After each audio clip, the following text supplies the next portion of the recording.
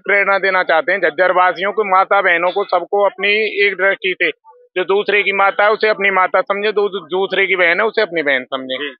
राम राम भाई सारे ना, मैं दिनेश देसवाल हाल फिलहाल झज्जर में है, रामलीला ग्राउंड में है और प्राचीन रामलीला कमेटी है हमारे सामने। बात करेंगे कि रामलीला पर्व है वो कैसा रहा, बात करते हैं। कमेटी के मेंबर हैं कुछ। नमस्कार जी प्रधान जी। ऐसा है जी, ये हमारी धरोहर है, संस्कृति जो है, और हमारा ये प्रयास है कि ये आगे ऐसे ही बढ़ती चली जाए। जो हमारी आने वाली पीढ़ी है, हमारा ये प्रयास है कि हम इसको संभाल कर देकर जाए उन्हें, और वो भी जो है इससे शिक्षा लें। जैसे भगवान श्री राम पुरुषोत्तम थे, अपने पिता का कहना मानते थे, पिता का कहना मानकर वो 14 वर्ष के लिए वनवास से ले गए। इसी तरह से जो है ना, आने वाली पीढ़ी जो हमारी जो सामने जो पीढ़ी खड़ी है, वो बच्चे जो हैं अपने बड़ों का कहना माने, घर में अनुशासन से रहें, भाइयों के साथ जैसे लक्ष्मण का प्रेम था, और सेवा भाव रखें जैसे हनुमान जी की सेवा थी। तो हमारा ये प्रयास है कि ये जो नई पीढ़ी है, हमारी नई जनरेशन है जो भूलती जा रही है, इसको जो है हम अपडेट करें। अच्छा श्रीमान जी, अब की बार प्रमुख क्या रहा रामलीला में? अब की बार प्रमुख वैसे तो बड़े शांति के साथ रामलीला हुई है, इतनी भारी भीड़ थी, कोई ऐसी मतलब सबने फुल आनंद लिया।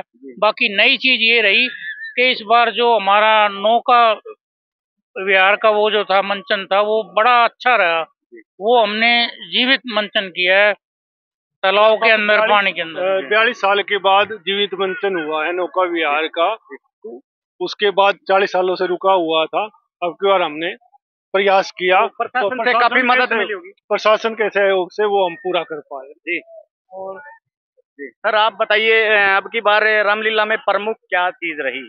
देखिए, जो रामलीला का नौका विहार का जो जीवंत मंचन था वो काफी विशेष रहा, और उसमें न केवल प्रशासन ने बल्कि इरिगेशन डिपार्टमेंट ने, रेवेन्यू डिपार्टमेंट ने, सभी ने हमारी बहुत अच्छी मदद की। मैं आपको बताना चाहूंगा कि केवट की भूमिका में हमारे इरिगेशन डिपार्टमेंट के जो एक कर्मचारी थे वो स्पेशल बुलाए गए, और उन्होंने वहां पे बहुत अच्छा वो दिया। और दूसरा एक मैसेज कि अशोक वाटिका थी, उसको उजाड़ने के बाद भगवान जो हनुमान जी हैं, उन्होंने श्री राम जी हैं, उन्होंने उनको संदेश दिया कि प्रकृति का संरक्षण बहुत जरूरी है। तो एक नया अध्याय ये भी जुड़ा कि भगवान जो श्री राम के आदेश पे हनुमान ने पौधारोपण का कार्यक्रम भी किया। ये भी अपने आप में एक विशेष था।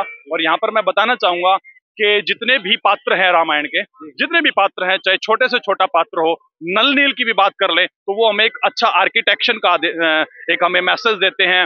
भगवान श्री राम हैं, वो हमें एक विश्वास का मैसेज देते हैं। उन्होंने छोटे से छोटे जो हमारे वानर रीछ जटायु थे, उनका साथ लेकर एक जो सबसे बड़े सम्राट, सबसे बड़े योद्धा थे, उनका वहां पर वध किया था। और हर एक श्री प्राचीन रामलीला कमेटी का एक यहाँ पर स्पष्ट यहाँ पर एक उनका संदेश होता है कि हर जो पात्र है रामायण का, वो अपने आप में कोई ना कोई शुभता का, किसी प्रकार का अच्छा संदेश देता रहे, ताकि जो रावण था वो अधर्म का नाश किया था त्रेता युग में, कलयुग में वो हम अच्छा संदेश देके अधर्म का नाश करें। अच्छा श्रीमान जी नमस्कार, कितने मेंबर अपनी कमेटी में हैं, प्राचीन कमेटी? हमारी प्राचीन कमेटी में यूं तो सारा शहर ही तन मन धन से जुड़ा हुआ है। बहुत बढ़िया बात। और क्षेत्र के, शहर के अलावा क्षेत्र के आदमी भी और जो धर्म प्रेमी है वो सभी जुड़े हुए हैं, और उनके ही प्रेम से और उनके सहयोग से ही ये सब जो आप देख रहे हो ये सब संभव हुआ है। तो जो अपना रथ है, रथ कितना पुराना है? यहाँ पे रथ की काफी भूमिका बताई जा रही है, जो राम रथ है उसके बारे में। ये रथ लगभग 65 वर्ष पुराना है ये, और उस वक्त जो धर्म प्रेमी थे ये उनके दिमाग की रचना है, और उन्होंने उस घड़ी में वो रचना की थी। ये रथ आज भी सजीवता बनाई हुई है, और आज भी इस रथ से ही सब सवारियां निकल रही हैं, और ये अपने आप में एक बड़ा आकर्षक है। और आज का जो ये अन्याय पर न्याय की विजय, ये इसका मेन यही रहा, क्योंकि जो श्री राम थे वो धर्मपरायण थे, वो धर्म का ही पालन करते थे। उनके साथ लक्ष्मण जी जुड़े थे, वो अपने फर्ज को ही धर्म मानते थे, अर्थात उन्होंने धर्म को ही पकड़े रखा था। इस कारण से धर्म की अधर्म पर विजय हुई, और वो असत्य पर सत्य की जीत हुई, और एक नया संदेश दे पाए। जी, अभी हम आपको भूमिका निभाई जिसने रामलीला में, उनसे भी अपनी बात कराते हैं। चरित्र है राम का और लक्ष्मण का, यहाँ पे साक्षात है। मैं इनको प्रणाम करता हूँ। राम जी, लक्ष्मण जी, पहले तो मेरा प्रणाम करता हूँ। तो अब थोड़ी बातें करेंगे, लक्ष्मण जी से बात करते हैं पहले, क्यों इनकी भूमिका काफी आपके साथ साथ। प्रणाम जी लक्ष्मण जी, कैसा लगा आपको झज्जर में यहाँ पे रामलीला में जो आपको तिरस्तर मिला उसको करते हुए, कैसा आनंद आया आपको? बहुत आनंद आया हमको झज्जर में। अपना पहले नाम बताओ, आप कहाँ से? हमारा नाम राहुल मथुरा। मथुरा से। ज्यादातर देखा गया है यहाँ पे अपने उत्तर प्रदेश से ही ज्यादा आते हैं इस तरह जी से। रामचंद्र जी प्रणाम। मंगल। तो आप कितने दिन से कैरेक्टर कर रहे हो ये रामचंद्र जी का, और आप कहाँ से हो? अपना एक बार अपना परिचय दें। देखिए, वैसे तो हमें 7-8 साल हो गई हैं ये काम करते करते, और यहाँ हर साल आते हैं हम। 2-3 साल हो गई हैं मेरा तो यहाँ आते आते झज्जर में। और मेरा नाम पंडित रॉकी जयमल और मथुरा से। हाँ। रावण के साथ जो युद्ध हुआ वो युद्ध किस प्रकार का था यहाँ? देखिए, रावण चला था अधर्म के रास्ते पे, और जो व्यक्ति जो प्राणी अधर्म के मार्ग पे चलता है उसे धर्म का रास्ता दिखलाना उनका कर्तव्य है भगवान का। इस समय हम किरदार कर रहे हैं भगवान राम का। तो रावण ने जो किया सो किया, वो पाप के मार्ग पे चला, उसको दिखाना था हमको पुण्य। अब जो किया उसने हमारी भार्या जो सीता जी थी उनका हरण कर लिया, और वो ये कदाप अच्छा नहीं है किसी के लिए कि किसी स्त्री का हरण, क्योंकि माता बहनों को एक ही दृष्टि से देखा जाता है संसार में। और यही प्रेरणा देना चाहते हैं, ये प्रेरणा देना चाहते हैं झज्जर वासियों को, माता बहनों को, सबको अपनी एक दृष्टि से, जो दूसरे की माता है उसे अपनी माता समझे, दूसरे की बहन है उसे अपनी बहन समझे। इसलिए ये शुभ समाचार है।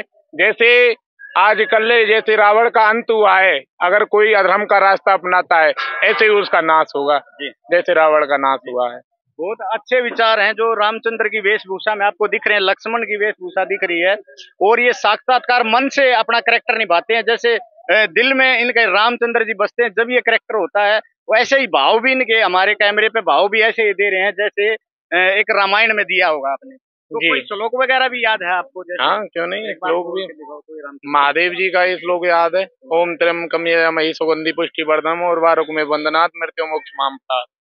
कर्पूर गौरम कर्णावतारम संसार सारम भुजगेंद्रहारम सदा वसंतम हृदयाल विंदे भमवानी शतम नमामि।